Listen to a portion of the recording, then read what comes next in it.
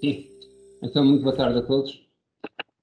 Bem-vindos a mais esta sessão, julgo ser a quarta deste tema de nós, universidade.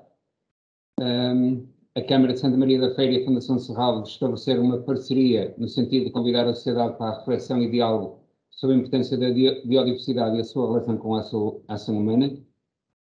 Este tema, Nós e a Biodiversidade, é um projeto integrado constituído por 5 momentos. 4 já passaram, foram Nós e as Árvores, Nós e a Água, Nós e as Aromáticas, peço perdão, 3 já passaram. Este é o quarto, Nós e os Jardins, que procura, no âmbito da missão do município de Santa Maria da Feira e da Fundação de Serralves, no âmbito para a cidadania, ciência cidadã, aproximar a comunidade ao conhecimento da biodiversidade.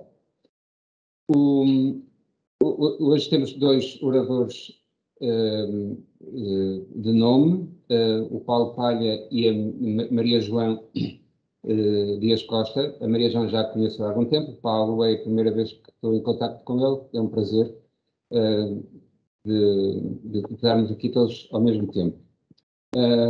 Eu tenho alguma curiosidade com este tema que hoje vamos aprofundar.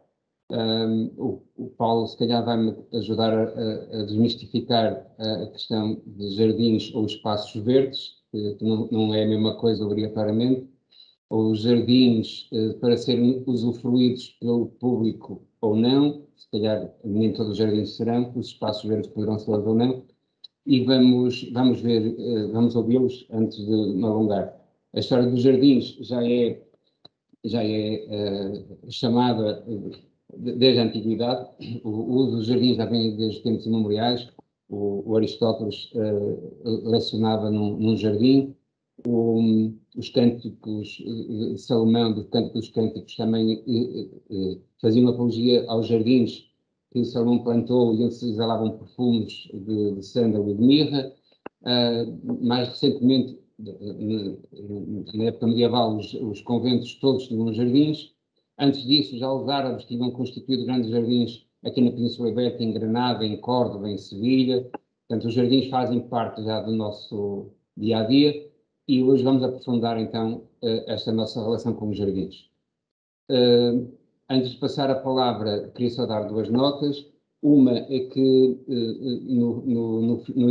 durante a sessão vai ficar a funcionar um chat, poderão usar para ir fazendo algumas questões e no final também teremos algum momento para alguma troca de impressão de algumas coisas. E aí funciona bem o levantar a mão e vamos, nessa altura, promover o diálogo. Está na altura de passarmos então o vídeo promocional, pedi aos colegas de Serralves que o fizessem, por favor.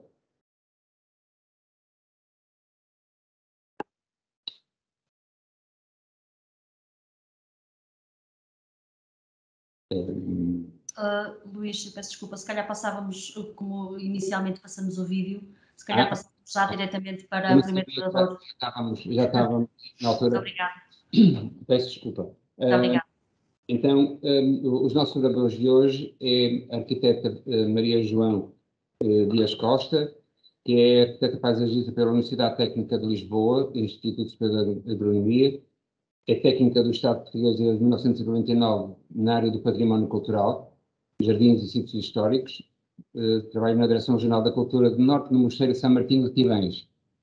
Desde 1988 que ela construiu uma equipe pluridisciplinar, tendo como alvo a revitalização do Mosteiro de São Martinho de Tivães. Esta equipa, com ela, estuda, explora, reordena, pondera, programa e gera os projetos de restauro, de recuperação, dinamização e divulgação do património do mosteiro a curto, médio e longo prazo.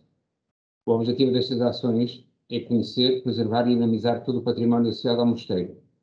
Elaborou vários projetos de jardins, uns construídos e outros já destruídos, infelizmente. E participou em várias publicações para estudiosos e para curiosos.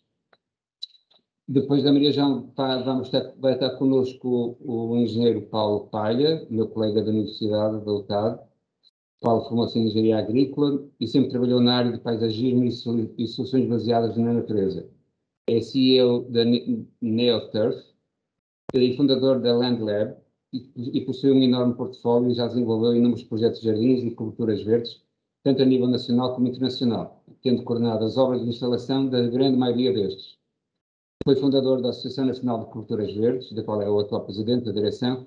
Também é vice-presidente de board da Federação Europeia das Coberturas Verdes e representante em Portugal da World Green Infrastructure Network. Tem desenvolvido trabalhos de investigação no âmbito das culturas verdes, soluções com base na natureza, infraestruturas verdes e sistemas ecossistémicos, serviços ecossistémicos, e tem muito destes trabalhos publicados. É também Climate Reality Leader, pertencendo assim a uma rede global de ativistas comprometidos a divulgar a crise climática e trabalhar em busca de soluções. Posto isto, eu passava então a palavra à Maria João, dava-lhe a oportunidade então durante 20 minutos de explanar a sua exposição, está bem? Muito obrigado, Maria João. Olá a todos. Sou a Maria João. Tenho imenso gosto de estar aqui nestas conversas de Serralves e do município de Santa Maria da Feira sobre os jardins. Isto é Nós e os Jardins, e vou tentar dar o meu contributo neste tema.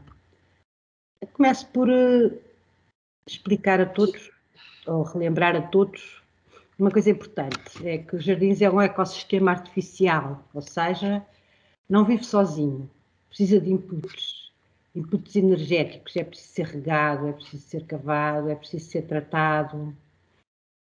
No fundo é como a agricultura tradicional, hoje em dia a agricultura já não precisa tanto do homem, mas o jardim não vive sem um homem, não vive sem um jardineiro.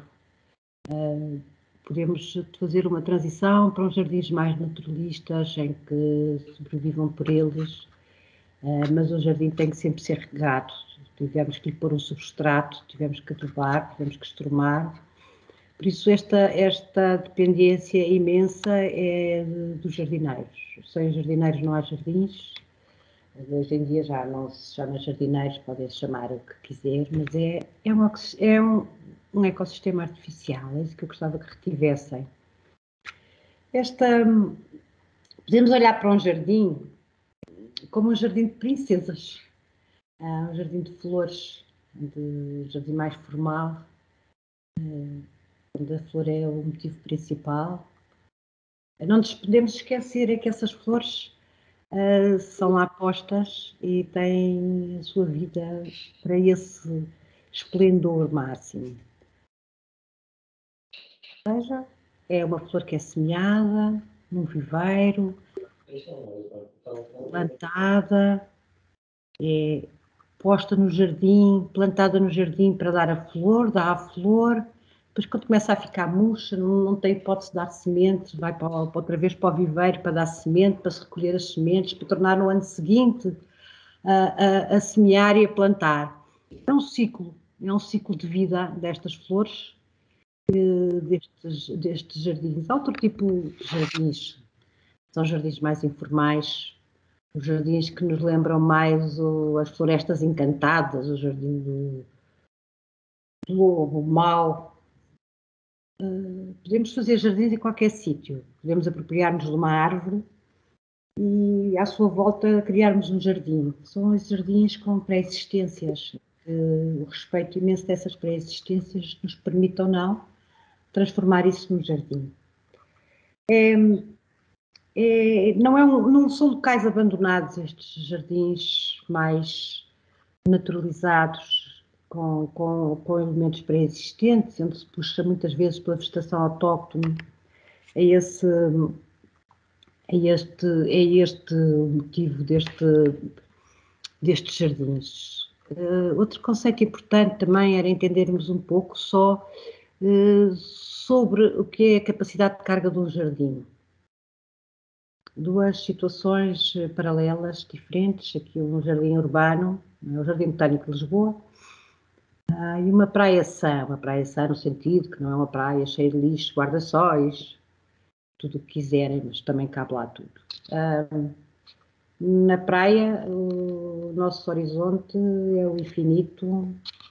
Na praia ouvimos o mar, as ondas, o vento, as gaivotas. No jardim, o nosso horizonte poderá ser até a nossa casa, mas se nos deitarmos no chão no jardim, o nosso horizonte é o céu. Se tivermos umas folhas de entremeio, temos a escala perfeita para isso ser o infinito. Também na praia, as nossas pegadas, os nossos percursos são facilmente apagados, ou pela maré cheia, ou pelo vento. No jardim, os nossos percursos, já o saibro tem que ser reposto e podemos sempre calcar alguma coisa que faça destoar a simplicidade do chão. Estas duas paralelos que também têm a ver com esta capacidade que uma praia tem e que um jardim não tem. Por isso, se pensarmos um pouco, uma praia é o máximo de capacidade de carga. Nós, nos metros quadrados de praia, se pegarmos nas pessoas que cabem lá sem estragar, porque esta capacidade de carga é a pressão a que se pode sujeitar um espaço sem ele ser descaracterizado, pegarmos essas pessoas nos metros quadrados da praia, nos mesmos metros quadrados do jardim, elas não cabem. Por isso, o jardim vai ter espaços, cada um com sua função. Não podemos jogar a bola na praia, que a bola vai-se embora, nós vamos embora e a praia fica sossegada na mesma. No jardim, se jogarmos a bola dentro de um canteiro, as flores desaparecem todas, o canteiro fica todo partido. Por isso, o jardim tem que ter estruturas, ser estruturado para determinadas atividades. É esta a grande diferença. Por isso, quando olhamos para um jardim, temos que perceber para que é que ele serve, para que é que ele foi feito. O nosso comportamento está assim ligado ao jardim, nitidamente. É este o conceito que eu quero passar. Esta capacidade de carga, isto é o Mosteiro de Tivais, fica ao pé de Braga. Ali, não tenho. Tenho. Ali em cima é o Sameiro. Também podia ser o Bom Jesus, também se viu, mas não é deste ano. É o Mosteiro de Tivais onde eu trabalho há muito tempo e é o sítio de muita experimentação nesta questão das capacidades de carga. É um mosteiro que desde o princípio foi feito para uma comunidade de monges beneditinos, no século, maioritariamente século XVII e XVIII, que vemos construído, que se foram apropriando deste relevo, deste outeiro, que foram arroteando e foram socalcando e foram convertendo em jardins, em matas, em pomares, por isso em hortas, esta mistura de jardins, hortas, pomares é uma coisa muito portuguesa, já que temos que cavar, porque não pôr mais uma flor. Eu hoje em dia, na minha horta, para grande raiva do meu hortelão, que me ajuda, também ponho sempre uma florzinha e tal, mal estão feito postas, uma coisa qualquer, enfim, não interessa. Agora, o que interessa é que este entendimento que queremos passar deste mosteiro tem muito a ver com a vivência dos monges e por isso também na cerca do mosteiro tivemos muita atenção a tudo o que é vivo, assim como no interior do mosteiro. As comunidades dos morcegos são protegidas dentro do mosteiro, dentro das cavernas, dentro da sacristia, qualquer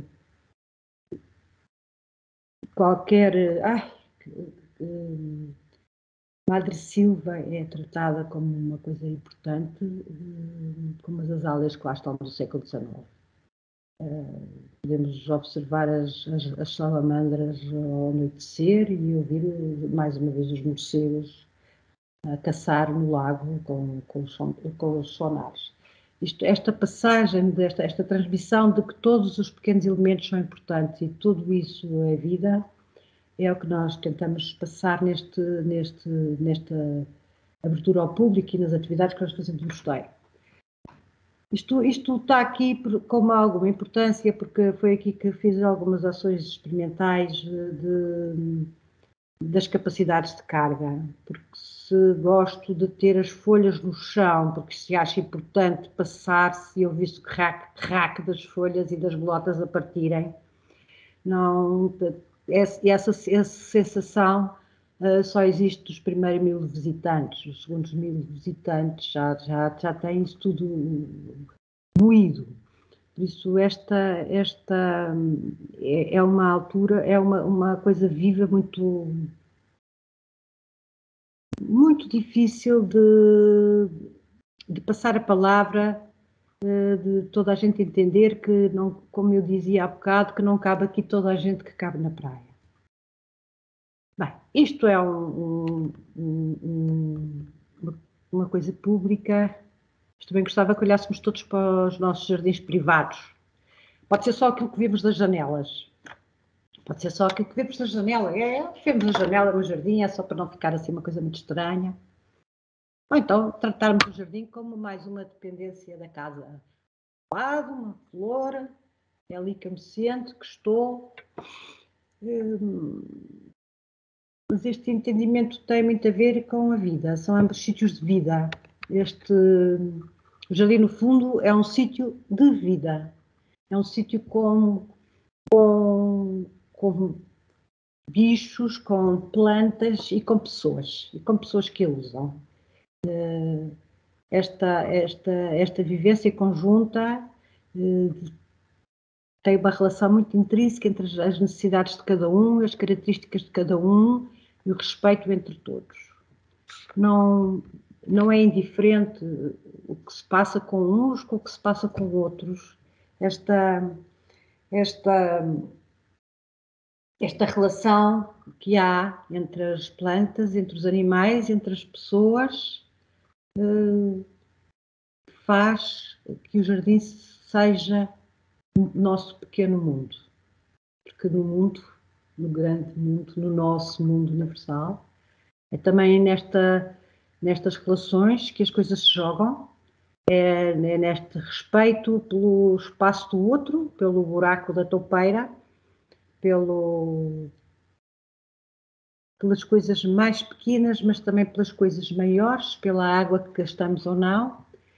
É o nosso pequeno mundo, é o nosso pequeno mundo de vida que temos em todas as cidades, que temos em todos os campos, que temos à nossa porta, um pouco mais distante. Este conceito de vida, de um sítio com vida, é o conceito para mim mais importante de um jardim. Esta conversa é muito engraçada, porque pôs-nos o jardim numa complicação, não é? Temos de ter muito respeito, temos de ter uma coisa muito arrumada, harmoniosa, mas também temos que ter uma coisa que se possa usar. Como é que se concilia o que é que a lagartixa come com eu andar a correr? Como é que isto se concilia? Como é que se consegue esta conciliação de todas as necessidades para que isto tenha algum futuro? Para mim, essa conciliação tem a ver com o conhecimento. Com conhecermos os espaços, com que aquele jardim não seja só tido como um espaço que se olha, que se gosta ou não gosta. O conhecimento de quem lá vive, quem lá está mesmo que eu não esteja, e quais são as suas dependências, quem é que está aqui a transformar os elementos em nutrientes, quem é que está aqui a olhar para tudo, a ver onde é que aparece algo para comer, quem está rastejando sem rastejar. Este conhecimento de quem lá vive é a coisa que nos pode fazer a diferença entre olharmos para um jardim como uma composição, como um quadro vivo, ou um jardim com biodiversidade, um jardim como um local de vida. Este local assenta sempre numa rocha, numa pedra, que também temos que conhecer essa essência hidrogeológica, temos que conhecer as necessidades de água, temos que saber o que é que podemos dar, que há aportes, como já vimos, é um ecossistema artificial, que há aportes é que podemos dar, o que é necessário e o que é que cada elemento em si precisa. Se uma salamandra precisa de um ambiente úmido, uma dália precisa, de certeza, de nutrientes.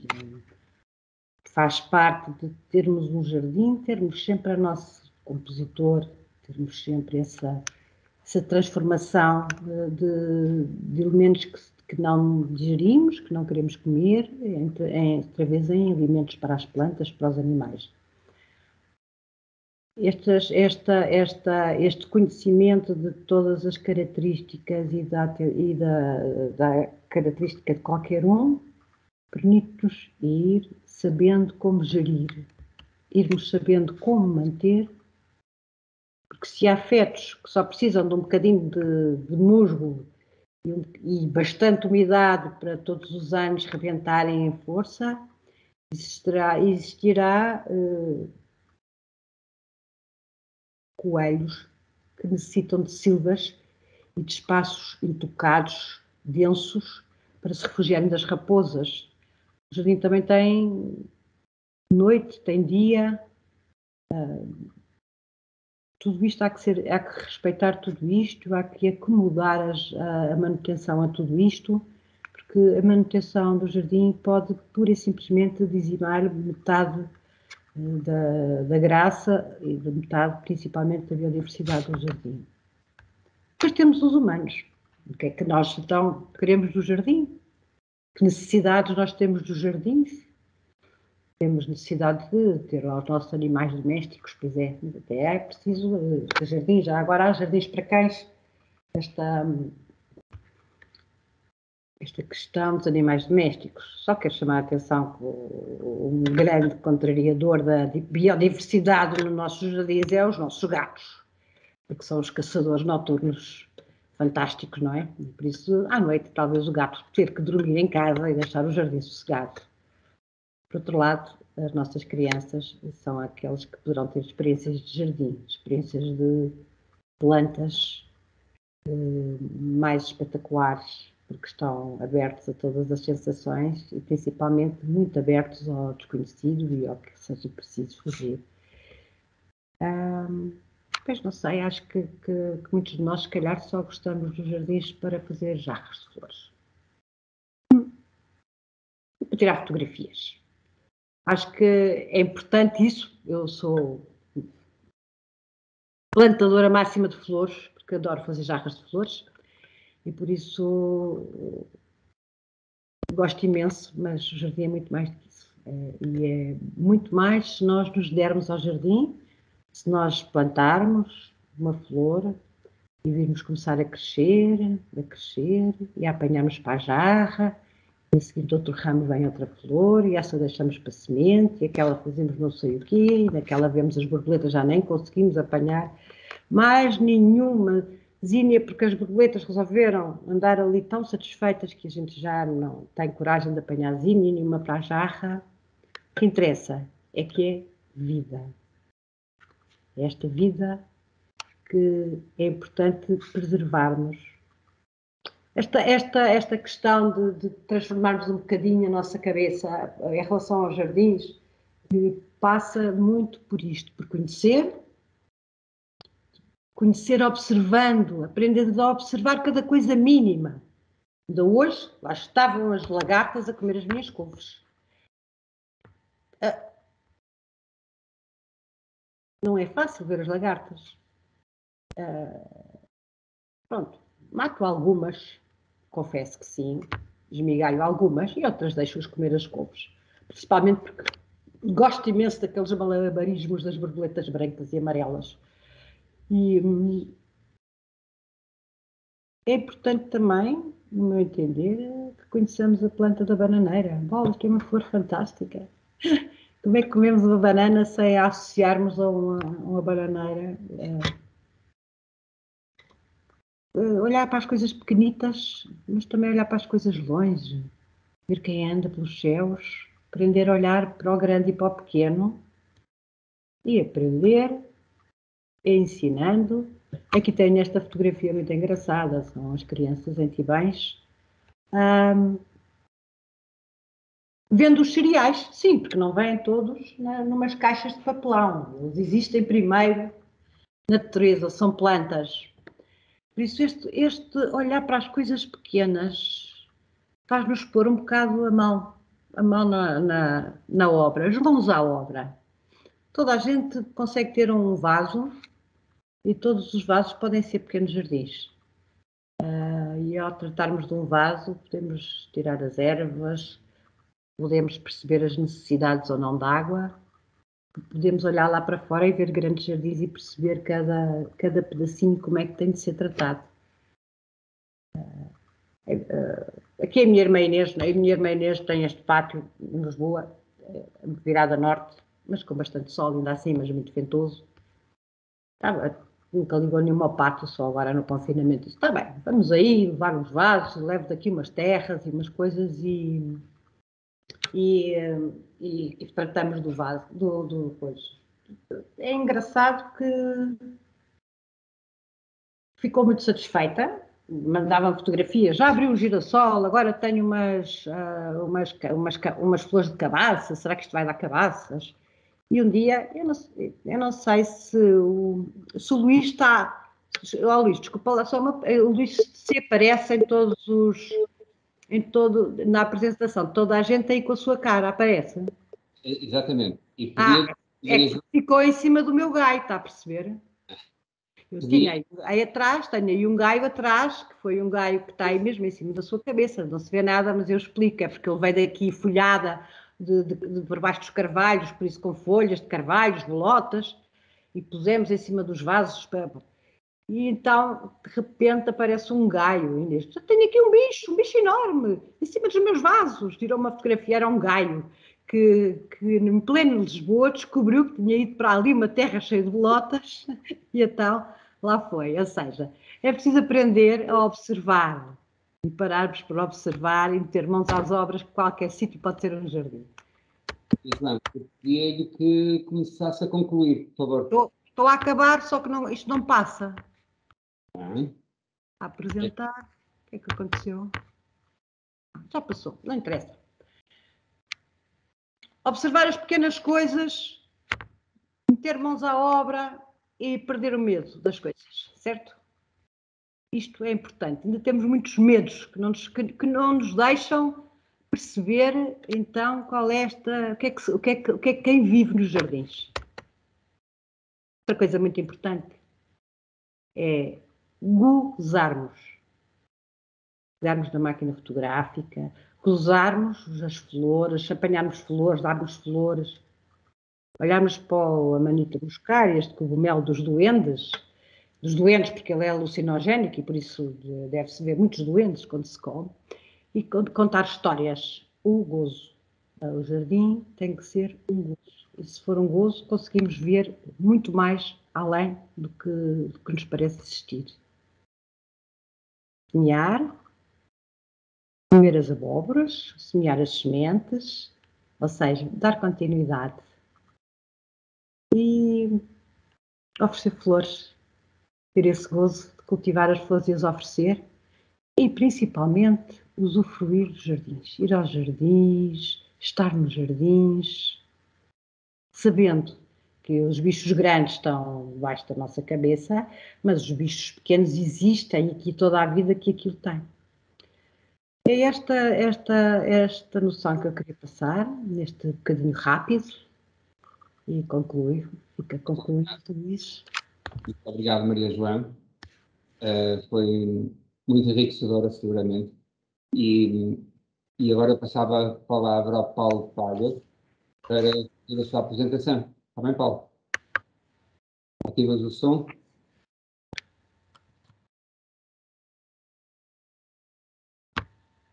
Paula, ativas o som. Olá, boa tarde a todos. Vou partilhar, deixa-me só ver aqui. Pergunto se estão a ver a tela cheia neste momento. Estamos a ver a tela cheia. Perfeito. Muito bem. Então, muito obrigado antes de mais pelo convite. É com muito gosto que estou a falar de jardins. Enquanto presidente da Associação Nacional de Coberturas Verdes, e foi nesse âmbito que fui convidado, não podia deixar de abordar outro tipo de jardins não menos importantes, que são também promotores da biodiversidade e da qualidade de vida nas cidades, que são as coberturas verdes. A minha apresentação vai ser um bocadinho diferente da arquiteta Maria João Dias Costa, que desde já agradeço e que foi muito bonita. A minha vai ser um pouco mais técnica, não fosse eu engenheiro. mas não espero que seja da mesma forma, que seja uma apresentação útil.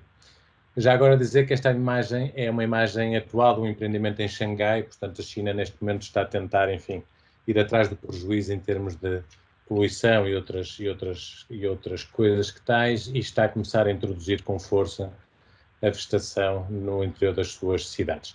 Mas antes disso gostava de refletir convosco aqui algumas ideias. Eu sempre que ouço falar em biodiversidade e sempre que olho em algumas discussões, não seguramente esta, que estamos entre técnicos, mas parece-me sempre uma ideia um bocadinho paternalista. Somos nós, os seres humanos, que vamos cuidar da biodiversidade, é ela que é tão frágil. E parece-me, a mim, eu tenho a certeza que nós estamos a ver a coisa do lado errado, porque, de facto, nós somos parte da biodiversidade e, portanto, não somos os donos da biodiversidade. Isto é fundamental se nós quisermos alterar a situação em que nós vivemos e para a qual nós caminhamos. E nada melhor que fazer um zoom out, olhar para este planeta magnífico. Estamos a falar de 4.400 milhões de anos terá este planeta, volto a repetir, à volta disso, 4.400 milhões de anos. O rio Amazonas, enfim, como peça fantástica da natureza, terá 9 milhões de anos, portanto bastante mais recente do que o próprio aparecimento do nosso planeta, e nós andamos cá há 350 mil anos, enquanto Homo sapiens. E, portanto, é muito curta a nossa viagem no meio deste planeta, mas o impacto, se calhar, é muito significativo. Eu acho muito interessante esta imagem, que diz um bocadinho, reforça um bocadinho aquilo que eu estava a dizer, que é, será que é mesmo aqui este alce que está a passar a atravessar a estrada? Não, devemos olhar para isto como a estrada que está a atravessar no espaço natural que nós recebemos. E é muito engraçado também esta imagem, enfim, um bocadinho estranha. Save me, o planeta a dizer save me, vamos salvar o planeta. Será que é mesmo assim? Save the planet, não há planeta B, vamos salvar o planeta A. Para mim as coisas são mais simples, e esta se calhar é a imagem mais ridícula de todas, que é, no final de tudo, se as coisas correrem mal, o planeta morre. Não, quem morre somos nós, ou seja, quem desaparece somos nós enquanto espécie. Não é o planeta que desaparece, o planeta continuará. E, portanto, continuará com ou sem Homo sapiens. E, portanto, isso é que nós temos que definitivamente colocar nas nossas cabeças e definitivamente. E, portanto, trata-se disto, salvar a espécie humana, evitando que ela tenha um longo sofrimento pré-extinção. Mas agora faço uma pergunta, começando a aterrar nos jardins, que é isto que nos traz cá hoje, e se a vegetação desaparecesse, o que é que nos aconteceria? Eu acho que qualquer um de nós, e falando em vegetação, falo também da vegetação marinha, que é das principais produtoras do oxigênio que nós respiramos. Mas claramente vamos morrer, não há dúvidas nenhumas, se a vegetação desaparecer, nós morremos. E esta é uma grande diferença já aqui, a vegetação não necessita dos animais para viver, enfim, há alguns fenómenos de polinização, com certeza, mas na grande maioria os animais sim necessitam da vegetação para viver e são, nomeadamente os herbívoros, que são a base dos carnívoros, necessitam dessa vegetação. E, portanto, necessitamos de uma série de serviços da vegetação para viver. Dela recebemos oxigênio, comida, serviços ecossistémicos. Nós, digamos, a coisa mais tecnológica que nós podemos ter no mundo ainda continuam a ser as plantas. E, sem dúvida alguma, das mais fundamentais.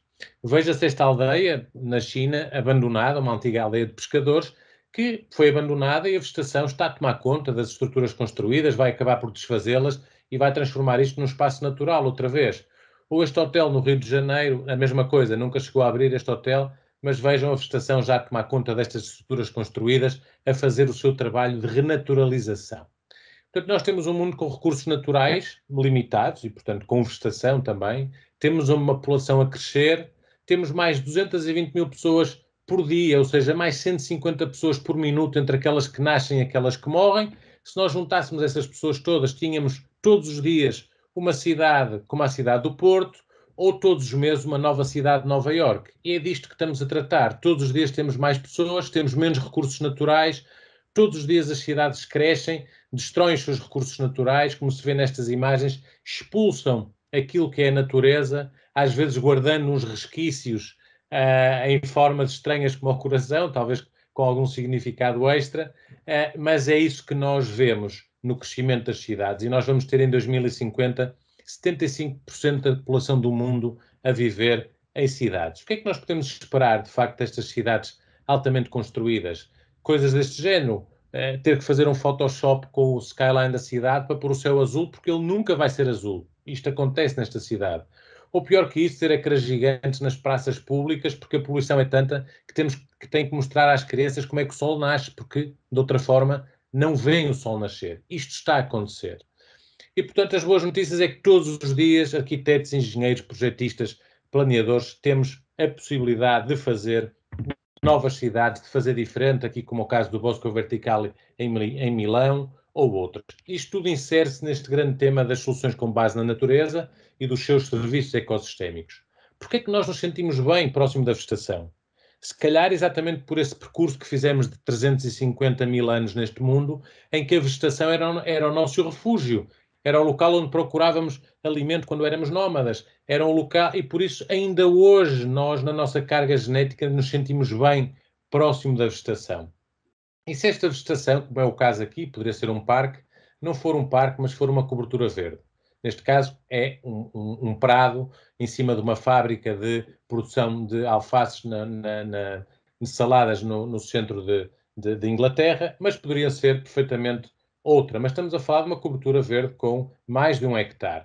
Ou aqui no centro de Fukuoka, no Japão, ou no centro do Porto, que tínhamos este edifício, enfim, era o que tínhamos, e de repente temos este, pode gostar-se ou não, mas acima de tudo temos uma enorme quantidade de vegetação que aterrou no centro da cidade, onde não havia vegetação, e com isto nós não precisamos de fazer novos edifícios, nós aproveitamos um edifício que já estava, que já existia, e colocamos vegetação. Ou este shopping center, tão diferente dos nossos, diria eu, que tem este enorme parque público em cima das suas instalações. E, portanto, este shopping center já existiria de qualquer das maneiras, mas porquê é que não temos a vegetação sobre a estrutura construída conforme se vê aqui? E, portanto, as cidades podem ser excelentes exemplos de harmonia com a natureza. E qual é a importância disto, passando muito rapidamente? Nós temos benefícios públicos e benefícios privados que as coberturas verdes nos podem trazer. Desde logo, o aumento da área verde urbana, conforme já referi, mas também a possibilidade de utilizar, como esta biblioteca em Delft, na Holanda, que é um espaço enorme de utilização pública. Mas temos outros problemas para resolver. Temos as questões da sustentabilidade dos sistemas de drenagem urbanos. Pode ser em Lisboa, podemos estar a falar de Leiria, podemos estar a falar de Faro, podemos estar a falar de outras cidades. O que é facto é que conseguimos perceber que se nós tivermos uma cobertura até aquelas com menos espessura de terra ou de substrato, com 10 centímetros, isto é uma simulação para a cidade de Toronto, nós conseguimos reter 90% da precipitação de verão e 75% da precipitação de inverno, não indo esta água parar às estradas, ficando poluída, conseguindo depois evapotranspirar para o ciclo natural da água, e que problemas vamos ter nós no futuro com a água ou com a falta da água. Mas isto poderíamos estar noutro evento a discutir. Questões de poluição. Nós tendo mais vegetação, vamos com certeza ter menores concentrações de partículas PM10, vamos conseguir captar CO2, vamos ter, de facto, melhor ambiente urbano, sem dúvida alguma, tendo mais vegetação. As questões de ilha de calor, que as pessoas se calhar não dão muita importância, mas está diretamente ligado com a estrutura construída, com a parte impermeabilizada da cidade. Se nós acrescentarmos jardim ao topo dos edifícios, vamos com certeza ter um efeito atenuador dessa temperatura, conforme se consegue ver aqui, o calor acumulado na estrutura construída e nos corredores verdes, uma temperatura muito mais baixa, ou neste caso, esta casa com este jardim vertical bastante mais fresca do que as vizinhas. Achamos sempre que as coisas estão bem, achamos sempre, não, afinal este verão até foi frescote. Bom, aqui está o mapa do IPMA que nos mostra exatamente a temperatura do ar em agosto e a diferença que, comparando o período de 71 ao ano 2000, comparando com o agosto de 2018, temos zonas do país com mais 6 graus e meio, 5 graus, e portanto estamos a falar de assuntos sérios que temos que tratar. Nos Estados Unidos é interessante ver que o fenómeno de ilha de calor mata mais pessoas do que outro efeito qualquer, as cheias, os tornados, os furacões, não, são os eventos de ilha de calor que matam mais pessoas, e portanto temos que olhar para isto enquanto uns tratam de se refrescar da maneira que podem, outros têm que ligar o ar-condicionado e é nestes picos de necessidade de energia que nós poluímos ainda mais. Aqui para a cidade de Nova Iorque, veja-se a curva de necessidade de energia para o verão ou para o inverno. A diferença é enorme e neva bastante em Nova Iorque. E é nestes picos que nós ligamos centrais como estas, que são altamente poluentes e que nos vão compensar essa falta de energia. Outro benefício grande que temos é a redução da poluição sonora. As coberturas verdes, com a sua massa de substrato, têm a capacidade de absorver e de refletir algum ruído. Muitos aeroportos da Europa têm estas estratégias e, obviamente, consoante a espessura de substrato, nós vamos tendo, então, maior capacidade de absorção de ruído. É mais um serviço que a cobertura verde, que o jardim sobre o edifício nos pode trazer à cidade. Obviamente, a promoção da biodiversidade. A biodiversidade não aparece no meio do cimento, mas se nós já tivermos um jardim, já vamos conseguir ligar alguns parques públicos, alguns jardins, vamos conseguir, e há inúmeros estudos, convido-vos a visitar o site da Associação Nacional de Coberturas Verdes, que tem um manancial de estudos científicos enorme em diferentes áreas que vocês podem consultar nas publicações de diferentes autores, nomeadamente no tema da biodiversidade. E, portanto, podemos ligar, através das coberturas, partes da cidade e conseguindo, assim, alguns nichos no meio da zona mais densa, onde não existe, muitas vezes, qualquer metro quadrado de vegetação. A poupança energética, obviamente, também. Nós temos aqui um grande isolador em termos térmicos. É fácil perceber, neste estudo feito pelo National Research Council do Canadá, quando temos a cobertura verde, a membrana de impermeabilização quase não tem flutuação de temperatura, ao contrário de na cobertura de referência, que tem esta flutuação térmica ao longo do dia, e com isso fazer também com que a impermeabilização dure menos tempo. Portanto, quando temos cobertura verde, há menos dilatação e contração da tela de impermeabilização e, por isso, ela pode duplicar ou triplicar o seu tempo de vida. Outro tema que nos dava para uma longa conversa é a questão da necessidade de produção de alimentos na cidade. Nós temos nos Estados Unidos, é uma grande horta urbana, em frente a Manhattan, em Queens, mas nós temos em média os alimentos a viajar quase 7.000 quilómetros a chegarem ao consumidor, para chegarem ao consumidor. Isto não é suportável, nós vamos ter que produzir localmente e por isso as grandes cidades como Xangai já estão a desenvolver as suas quintas verticais, muitas vezes por hidroponia, porque também não podemos produzir alimentos com solo, porque isso seria desflorestar. Vamos ter que conseguir produzir alimentos sem solo e, portanto, há uma enorme possibilidade de os edifícios contribuírem para isso mesmo. Estas quintas que estão a ser pensadas para a cidade de Paris, por exemplo, também, e tantas outras que vos podia mostrar. Há, portanto, uma enorme criação de emprego, uma cadeia de valor neste tema das soluções com base na natureza, instalarmos natureza nos edifícios, devolvermos a natureza às cidades e, claro, há uma promoção imobiliária que vem atrás e há uma valorização imobiliária que vem, de certeza, atrás e, com isso, também maior captação de impostos. Lembremos-nos nós, nestes 2 anos de Covid, quase, quando tivemos nas nossas casas fechadas, que bom seria termos uma cobertura verde, se calhar para ir lá em cima ver o sol, ler um livro, levar as crianças. E se a cobertura do prédio existe, ela está lá, eu não tenho que inventar uma cobertura para fazer uma cobertura verde. Elas estão lá e são milhões de metros quadrados. Porquê é que não são verdes? Porquê é que não têm natureza? E é exatamente disso que se trata, um pouco por todo o mundo, e por isso outro serviço também tem a ver com os biosolar roofs, ou seja, a combinação de painéis fotovoltaicos com a vegetação que não produz a sombra. Porquê? Porque os painéis fotovoltaicos, a partir de 25 graus de temperatura ambiente, começam a perder rendimento e, portanto, esta vegetação que no período de maior calor do dia vai estar no seu máximo de evapotranspiração, vai reduzir a temperatura ambiente dos painéis e vai fazer com que produzam mais energia. E, portanto, não é pensarmos ou uma coisa ou outra, é a combinação destas duas coisas e tantos parques que já existem em tantas cidades da Europa neste mesmo sentido. Depois há imensos benefícios fiscais, isto são incentivos que as cidades acabam por promover. Nós temos no nosso plano de recuperação e resiliência, temos aqui estas comparticipações para as soluções com base na natureza até 70%, o que é um bom indicador neste fundo ambiental. Portanto, as pessoas já podem instalar este tipo de soluções com incentivo até 3.000 euros, portanto 70%. E no programa de governo já temos também para a descarbonização as coberturas, as fachadas verdes, como mais uma forma também de promover. Para terminar, talvez simples questões. Porquê é que nós não usamos as coberturas dos edifícios? Nós, de certa forma, temos milhões e milhões de estoque de metros quadrados de edifícios que não nos servem para absolutamente nada. Depois há outras questões que eu considero fundamentais, que são, precisamos de construir mais para instalar coberturas verdes? Já vimos que não.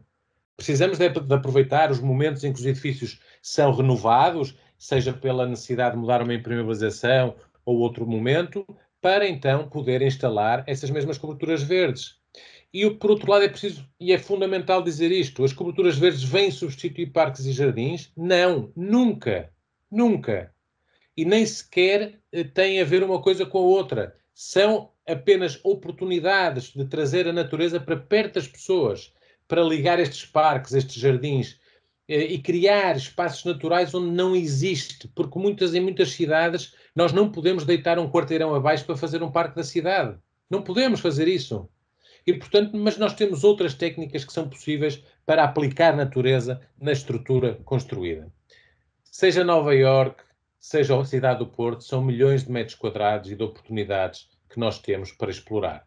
E, portanto, o contínuo verde, as coberturas verdes, são, sem dúvida alguma, um promotor da biodiversidade e, consequentemente, sem dúvida alguma, também um promotor do bem-estar de todos os seres humanos que habitam nas cidades. É isto que nós fazemos nesta ONG, que é a Associação Nacional de Coberturas Verdes, com uma participação muito forte na Federação Europeia, neste momento assumindo a vice-presidência, e também na WGAN, que acaba por ser a Federação Mundial que trata também destes assuntos. Convido-vos para visitar o nosso site em greenroofs.pt. Fico desde já disponível também para qualquer questão. Aqui também um guia técnico foi lançado com o patrocínio da Ordem dos Engenheiros, é um guia técnico que foi um trabalho muito intenso de vários técnicos para termos este primeiro documento que é fundamental para todos os municípios, para todos os projetistas, para termos este tipo de instalações de forma bastante segura e bastante conseguida e que, de facto, promova estes serviços ecossistémicos e não se limite a ser uma coberturazinha verde, tímida, com uns cédulos ou umas plantas mais básicas que poucos serviços nos podem trazer.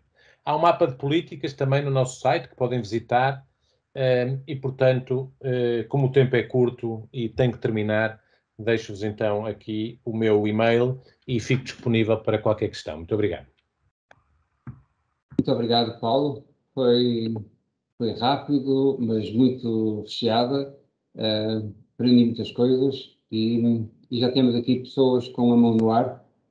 Mas eu antes, já que me dão esta qualidade de moderador, gostava de fazer uma primeira pergunta ou um pensamento que tem a ver com o que a Maria João falava e que tu não falaste, e e como há um bocado comecei por dizer antes da vossa apresentação, estamos a falar de jardins ou de espaços verdes. Eu acho que os jardins, as tuas coberturas não podemos chamar de jardins, porque, por exemplo, não tem uma das coisas que a Maria João falava, que não tem vida, não tem animais, não tem os gatos que até poderão ter, que são domésticos, mas poderá, e alguns pássaros terão, agora, e podendo também dar um contributo para os polinizadores, mas não é a mesma coisa, não é? Mas também acho que tu não queres essa confusão de chamar aquilo jardim puro e duro, um jardim que pode ser usufruído pelas pessoas,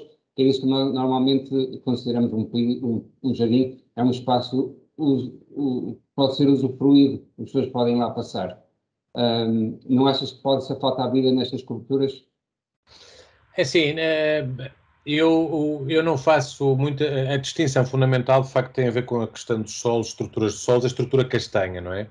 Falando da estrutura verde, da estrutura azul, ela está toda representada, ou pode estar representada em parte nas coberturas verdes.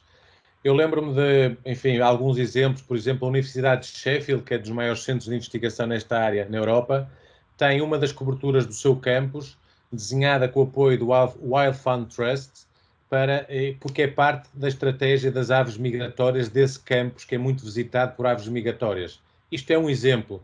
Eu poderia dar o exemplo do meu trabalho em termos profissionais, num dia em 2000 e já se passaram 10 anos, fizemos uma cobertura em Gibraltar, bem no centro da cidade, longe do Penedo, e de repente houve uma família de macacos que adotou aquela cobertura e que não saía de lá, e que, portanto, há muita interação, muito para além daquilo que se pode imaginar. Já nem entro na esfera, na risosfera, na parte de mais microbiológica e mais dos pequenos insetos e tudo isso. Portanto, há muita vida nas coberturas verdes. Não são, assim, elas nunca podem ser comparadas com o jardim, nem podem vir substituir um jardim.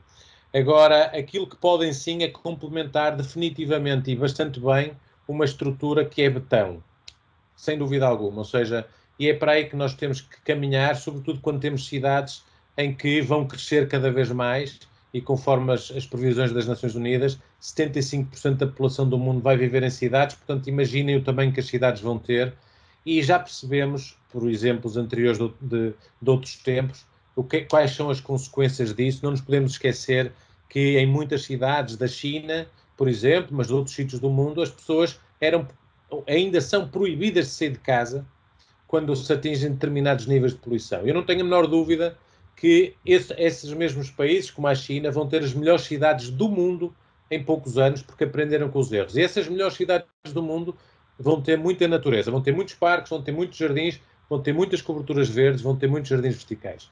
Ok, Paulo, muito obrigado. Maria João, queres fazer algum comentário à apresentação do Paulo, que realmente não é um bocado oposto a tu em alguns aspectos, mas gostava também do teu comentário antes de passar a palavra depois aos nossos convidados. Sim, eu acho que tu não tens razão, Luís. Então. Aliás, vê-se naquele patozito que eu mostrei, que não é uma cobertura verde, mas são um monte de vasos de coisas, o gaio apareceu logo. Não sei, não acho que as coberturas verdes possam não ser jardins. Claro que tem imensa fauna, imensa. Parece-me que já, como dizia, que já não falando das micorrizas nem dos fungos, mas principalmente se colocarmos espécies que chamem os polinizadores, espécies que tenham sementes para os pássaros comer, tem realmente uma biodiversidade, no meu entender, muito interessante, e principalmente porque não é pisada, nem usada, nem morto ninguém. Sim. Mas eu não tiro as coberturas verdes assim tão facilmente do âmbito do jardim. Não parece que não possam ser integradas e utilizadas e vistas como jardins. Porque há muitos jardins que são grandes jardins de enquadramento, não é? E que não têm uso nenhum pelas pessoas, mas são só de enquadramento. Eu gostava de sublinhar uma coisa que a Maria João acabou de dizer, que me parece muito importante. Sobretudo nas coberturas extensivas, e eu não queria passar esta nossa conversa só para as coberturas, embora elas tenham tudo a ver com a cidade, não é? E com a biodiversidade e nós. Mas muitas dessas coberturas não têm visitas. Portanto, são locais muitas vezes mais sossegados do que o jardim de proximidade ou o jardim do bairro para muitas espécies. Porque esse jardim de proximidade, que é muito visitado pelo utente, pelas pessoas que passeiam o campo, os miúdos que estão a brincar, muitas vezes não tem comparação em termos de tranquilidade, e por isso muitas aves decidem nidificar em coberturas extensivas. Há muita interação natural e há muita observação e observatórios até a nível europeu, em diversos edifícios, para se ver exatamente essa interação, e muita fauna vai procurar esses espaços para ter algum sossego, chamemos assim. Sim. Eu, antes de passar a palavra ao Henrique Rios, que já levantou a mão de querer falar, eu só completava isto que estavas a dizer com uma reportagem que vi há tempos sobre os polinizadores em França, não sei se era em Paris, mas era uma grande cidade, onde os produtores de mel preferiam pôr as colmeias dos edifícios, porque tinham muito mais alimento, muito mais pasto na cidade do que nas monoculturas rurais nas zonas envolventes. Henrique Rios, tinha a mão levantada, quer participar? Ora, viva, boa tarde a todos, e antes de mais agradecer esta oportunidade. Eu tinha uma questão para o engenheiro Paulo Palha, que é o seguinte: sou completamente adepto de criar coberturas ajardinadas e coberturas verdes. No entanto, há sempre uma questão que se põe sempre, que é o peso dos materiais e não é, de todo envolvente nessa cobertura, porque conseguimos ter facilmente um peso próprio, um peso volúmico da terra, do saibro, do seixo, desses materiais inertes. Das plantas é sempre um bocadinho mais complicado, tanto porque não são tão homogéneos como outros materiais, mas porque são picos de peso próprio em certos momentos, e quando as lajes das coberturas não estão preparadas para isso, como é que se poderia fazer essa alternativa?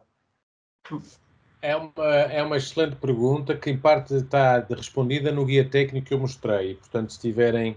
O guia técnico tem um preço simbólico num fundo de edição e pode ser adquirido através da internet. E está lá um dos temas que é falado, que tem a ver com as cargas. Bom, qualquer edifício, se for um edifício pré-existente, nós temos, antes de mais, que estimar a capacidade que ele tem. Ou seja, a capacidade de carga que ele tem. Temos 50 quilos, temos 100 quilos, temos 150, temos 200. Isso é que vai determinar o que é que nós podemos fazer sobre essa cobertura. Dito isto, eu diria que a partir dos 100 quilos por metro quadrado, que é relativamente fácil de se conseguir, nós começamos a ter uma cobertura com algum interesse. E o que é que eu digo com algum interesse?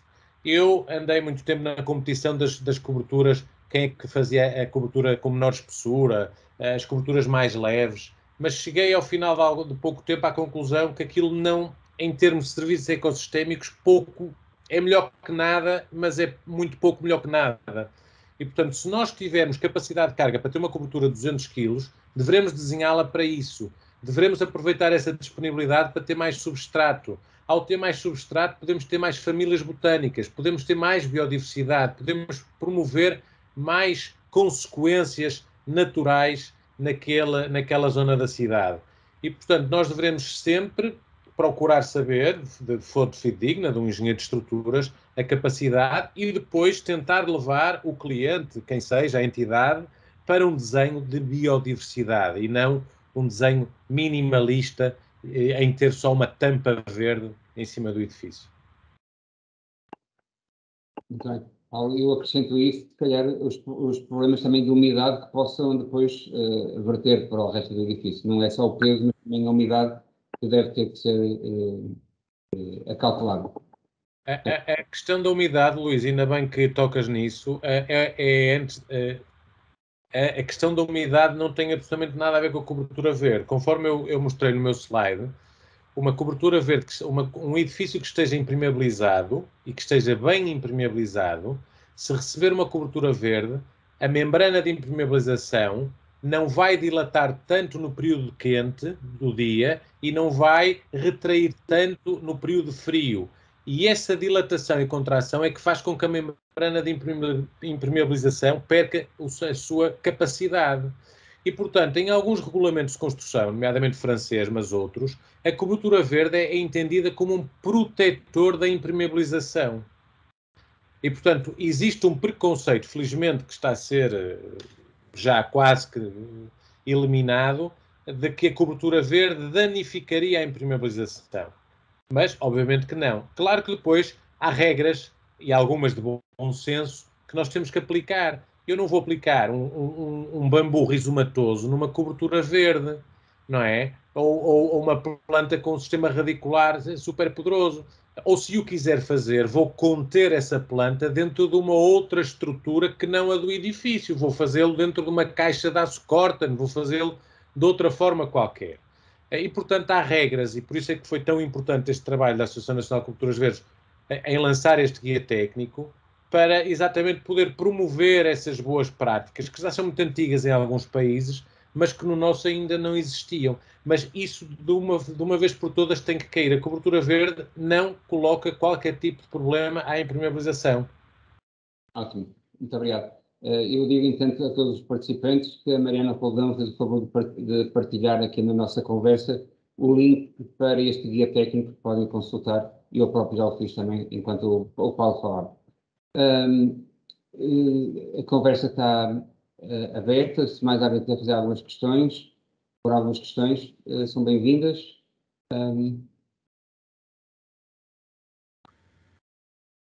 Maria João, queres acrescentar alguma coisa ainda mais? Sim, eu acho que há aqui uma grande complementariedade nestas nossas duas apresentações, porque o Paulo começou por explicar esta coisa estes mitos que temos da biodiversidade, não é? E eu centrei a biodiversidade em pôr as mãos na terra. E acho que essas duas coisas têm que se começar de algum lado. Como eu digo, comecem por um vaso para perceberem, comecem por um vaso, por pôr as mãos na terra, por plantar, por não tirar as ervas todas, por deixar uma erva nascer e ver a flor bonitinha que ela dá. Não é espetacular como uma tulipa, mas é uma flor. E veem as borboletas e os bichinhos que vão lá comer dela. Por isso é realmente o nós que temos que divulgar. Porque o Paulo fala para os empreendedores e para, no fundo, a política, não é? Que tem que agir. Eu, para mim, acho inacreditável continuar-se a fazer edifícios sem ter uma cobertura verde. Não sei porque é que ainda não existe essa lei, essa exigência de lei, não é? Mas depende de todos nós, não é? Porque depois começarem todos a embirrar, como começam a embirrar quando se planta uma árvore grande mais, se calhar, muito encostado aos prédios, lá vêm as câmaras cortar as árvores todas. Por isso ainda estamos para ver o que é que vão... sempre esta questão das infiltrações, é sempre por causa da cobertura verde, claro. Não? Mesmo que aquilo esteja mal construído, são as plantas que estão sempre a estragar tudo. Por isso isto depende muito de nós, da nossa atitude perante mil coisas e na nossa atitude da maneira como transmitimos isso. Continuo a achar que uma estrutura verde tem de ser um jardim. Já estava aqui quase a bater em alguém a dizer, mas porquê que não é um jardim? Porquê que não há de ser esteticamente interessante? É uma coisa ecologicamente artificial. Faltará assim tanta coisa para ser um jardim? Se calhar não. Para mim é um jardim. Não sei porque é que o Paulo diz que não é um jardim. Não, eu gosto, eu tenho muito respeito por e tive já discussões muito interessantes, nomeadamente lembro de algumas com o professor Ribeiro Teles, porque ele tinha sempre muito receio, ele que foi um grande dinamizador e defensor dos corredores verdes. Lembro uma vez numa palestra no ISA, que eu estava ao lado dele, e ele dizia, essa coisa das coberturas verdes, isso é preciso ter cuidado, porque às tantas vão começar a tirar-nos os parques e os jardins e só se vai fazer coberturas verdes. E percebe-se esse receio, ou seja, percebe-se o receio que depois haja algum oportunismo. E por isso nós temos muito cuidado institucional em tentar defender o parque e o jardim e fazer alguma distinção. No entanto, eu concordo com a Maria João que em termos de serviços, quase todos os serviços estão lá. Nós podemos ter árvores, enfim, podemos fazer uma série de coisas fantásticas desde que a estrutura aguente e com isto ter enfim, imensos serviços ecossistémicos a funcionar.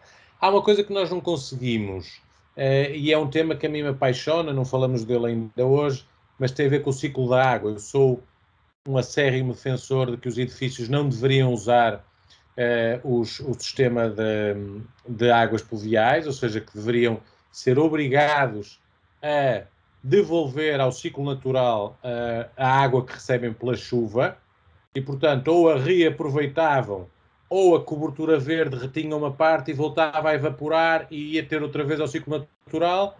Se tivéssemos excessos e se tivéssemos um pedaço de jardim, iríamos encontrar poços de infiltração ou fazer poços de infiltração ou túneis de infiltração para voltar a recarregar os lençóis freáticos. E nesse aspecto temos uma diferença com as coberturas verdes. Agora temos também uma complementaridade, porque nós podemos, de facto, continuar a trabalhar com os solos. Dou o exemplo enfim, de edifícios tão feios ou tão pouco interessantes como um centro comercial, em que, em muitas cidades da Alemanha, por exemplo, as águas das coberturas são todas canalizadas para túneis de infiltração de água que estão debaixo do parque de estacionamento. E, portanto, não há um litro de água que aquele edifício receba da água da chuva que não volta ao ciclo natural. E o que é que nós fazemos? Nós entubamos, nós deixamos a água escorrer pelas estradas, encher-se de hidrocarbonetos, e depois ainda vamos ter que pagar para tratar, e depois vamos ter falta de água, e depois os nossos poços estão sem água, e temos um problema enorme. Mas quando temos eventos de chuva, que são intensos normalmente, não sabemos o que é que devemos fazer à água. Mais, em Lisboa estamos a pensar em construir túneis para passar caudais de água de um lado para o outro. Mas é só para tentar gerir. Mas porquê é que nós não infiltramos esta água? Porquê é que nós não temos rain gardens? Porquê é que não temos estas estratégias? Portanto, nesse aspecto, o jardim e a cobertura verde são um pouco diferentes, mas são complementares. Sim, eu acho que tens razão, Paulo, mas seguramente que as coberturas não contribuem para o ciclo da água, a não ser que houvesse essas infraestruturas, como estás a dizer, de reintrodução dessa água nos aquíferos, porque os jardins sim, as coberturas não, nesse aspecto. Não, Luís, nesse aspecto, dou-te só esta ideia. A própria indústria tem-se especializado nisso, e nós hoje em dia, nós quando falo em nós, os green roofers, ou seja, técnicos desta área, têm que dar exatamente a quantidade de água por metro quadrado que cada cobertura verde que estão a projetar pode reter. E os próprios sistemas, ou seja, o próprio substrato ou a terra que está na cobertura retém água naturalmente, como qualquer pessoa percebe, como qualquer vaso. E depois o que está por baixo, os elementos de drenagem, também têm capacidade de reter parte dessa água. E o funcionamento das plantas normal de evapotranspiração faz com que essa água depois vá voltar ao ciclo natural. Nós podemos chegar, claro que isto tudo tem limites, nós vamos ter um momento em que alguma água vai sair pelo tubo de queda da cobertura, certo? E agora, aí é que temos que decidir o que é que vamos fazer dela. Vamos lavar as escadas, os pátios, e se ainda sobrar, vamos colocá-la nesses túneis de infiltração? Mas é importante dizer que, conforme eu mostrei naquele slide, em Toronto, 10 centímetros de substrato significa reter 90% da precipitação de verão e 75% da precipitação de inverno. Essa água volta para o ciclo natural. Sim. É muita água. Sim. Olha, Paulo, tenho aqui uma pergunta que pergunta se já existem regulamentos municipais que contemplem as coberturas verdes em Portugal. Estás-me a dizer alguma coisa sobre isso? Regulamentos municipais? O ideal é, convido outra vez a irem ao site da associação, greenroofs.pt. Há lá uma zona que é de projetos e conseguem ver um mapa mundo e vão ao mapa de Portugal e as câmaras que já têm alguns trabalhos que nós conhecemos, acredito que outras já também tenham coisas a acontecer que nós não conhecemos, infelizmente, mas estão lá assinaladas e conseguem ver que regulamentos é que são. Sei que o Barreiro tem, enfim, algumas câmaras têm, mas está lá nesse mapa interativo que podem visitar, podem e devem visitar. Muito obrigado. Maria João, ias dizer alguma coisa? Não, ia dizer que se calhar é uma questão de conceitos e que o que interessa é que uma cobertura verde tem vida e isso é que é uma questão para preservar e tem que ser tratada dessa maneira, não é? Porque se ali o Paulo só quiser determinada erva, encher aquilo de herbicidas para só ter determinada erva, para ter não sei o que... Estamos a... É como um jardim, não é? Por isso não vejo grande diferença. Para mim são jardins e têm que ser entendidos como isso, não vejo outra maneira. Claro que são jardins específicos, é como fazer um campo de golfe, não é? São jardins com determinadas especificidades. Sim, é uma questão de denominações que estamos aqui a discutir. É uma questão que não interessa nada. Muito bem, eu não sei se mais alguém tem alguma pergunta, se alguém quer levantar a mão ou por escrito deixar alguma pergunta. Não havendo mais perguntas, eu proponho-me encerrar a sessão, agradecendo à Câmara de Santa Maria da Feira e à Fundação de Serralves esta oportunidade agradecer também ao Paulo Paia e à Maria João pela partilha dos vossos conhecimentos e sensibilidades sobre estas matérias. Acho que foi muito útil para todos.